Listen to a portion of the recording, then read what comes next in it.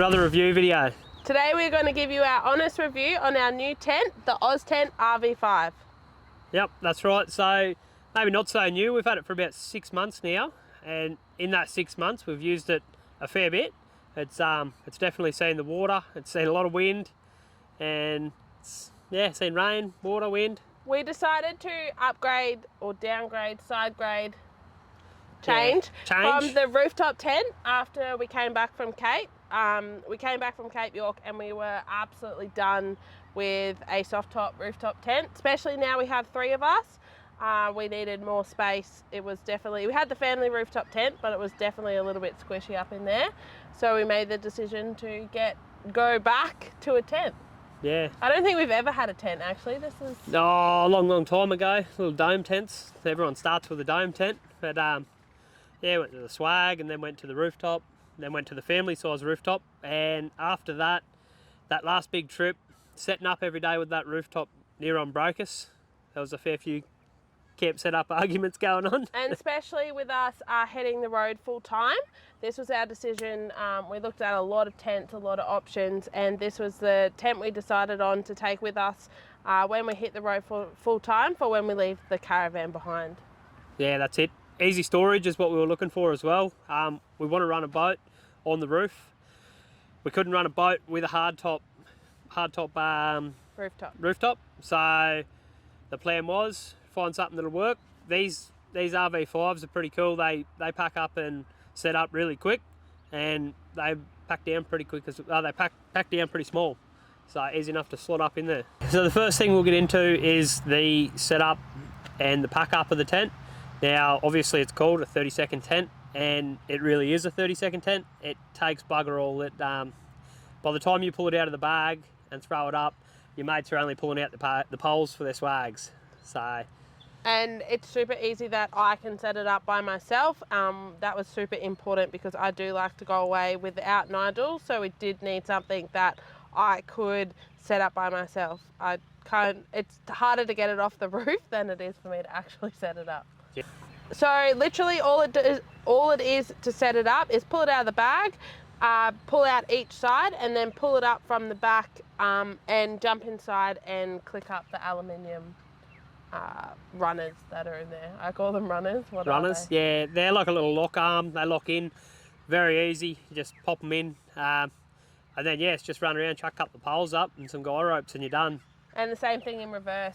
Unclip the runners, fold it back down, fold it in, and back into the bag. It's that simple. It is easier than rolling up a double swag. Trust me. Yeah, yeah. So we actually got the upgraded bag too. The original bag, it would have been fine, but this thing's going to live on the roof when we do full-time travel, so we thought we'd get the bigger bag for it. A couple of the other options that we didn't do, we got the base model in it, so it just comes with the 2 poles you see here, if you can see them. You can get other options with more poles, which we will do later on, and the fly was the other one that we haven't got yet. Yeah, but we did get the sand-free mat to go out the front. So this is designed to run long ways, but we run it this way, horizontal, instead of vertical. I don't know. So it's meant to run long ways so that it stops the condensation under the bottom of the tent, but we haven't had any issues. We've used it, let's say, 7 or 8 times now in harsh conditions, and we haven't seen any condensation roll up the sides, or you don't get wet mattresses or anything like that, or we haven't seen it yet. We just like to have it this way because it's more coverage at the front for Leah to play on and that sort of thing.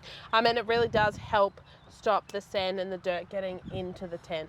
Yeah, it wouldn't hurt. We were talking about getting another one just so we could set another one up further out.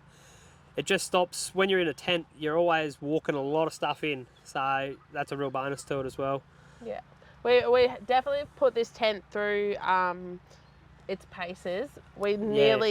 I think we nearly took lift off at Fraser Island. It was that windy, and we had no issues. Like, even with just the 2 poles and the guy ropes that we have, the tent definitely wasn't going to blow away. Yeah, the quality of the canvas too, nothing stretched. It's been through a few big windstorms. Wind. And I actually thought that the canvas would start to stretch and misshape a little bit. We didn't have any issues with that. We haven't had any issues with any of the poles, bending, twisting, nothing like that. It is a really simple setup, so it's not like a big dome tent where you've got rooms and 1,000 poles going this way and that poles way. and that sort of stuff. But so when you're in it, it's literally just like one room, and you have your mattresses set up and your bag. So in this one, we've got the RV5. There's a 3, 4 and 5. We've got the RV5 because we do like a little bit of extra room. Now we can put the queen mattress, the queen air mattress in there, or the double air mattress, and then a single one, and still have plenty of room for all our bags along the side. So enough that if it is a rainy day with the awning out the front, you can keep yourself amused and dry, but it's not the type of tent that you can hang out in all day, although when you're camping, no one really hangs out in a tent all day. Yeah, that's right. It's somewhere to lay your head and somewhere to get changed, really. So the main reason I wanted the RV5 was the storage. Storage is king when you're on the road, and ultimately this is going to fold up and go under the boat.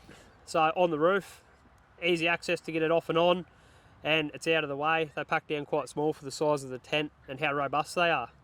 And I'm hoping that'll fit through the tunnel boot in the van when we don't need it on the roof. Yeah, it should do as well. Yeah, so the van, obviously if you know a van, it's got a big tunnel boot at the front. Be able to slide it the whole way through and stick it in there. If we need to do a run to town, or we're on the other side of the country and we need to shoot back, we can leave the van and take the car. Okay, I'll jump into some of the specs. Now, to set the tent up, you need about 2.5 metres by 2.5 metres. That'll give you enough room. Then head height, I think it's 2,900 is the top of the tent.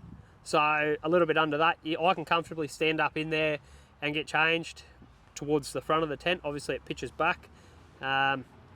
It's got the ripstop canvas, it's got the midgie mesh, it's got the PVC flooring, comes with the telescopic poles, it's got some sewn in stitching along the front awning, just to help with that wind deflection, I guess, or not deflection, but that flopping around so much in the breeze. So I'll drop all the specs in below for the exact details on it, but that's just a rough ballpark figure so you know. And pack up size, it's about 2 metres long by 400 wide by 300 high, so it will pack down quite nice. Yeah, so that's pretty much all we have to say on the RV5. We're really impressed with the quality, how quick and easy it is to put up and down. Yeah, we're really excited to get it on the road and see where we can take it around Australia. I'm sure it's going to see a lot of sights in the next couple of years. We're definitely going to put it to the test the next couple of years anyway. So, no, cheers for watching, guys. Appreciate any feedback. If you want to see more reviews, or if you want to follow along on the 6-wheeler build, don't forget to hit follow. And we really appreciate any feedback you have for us.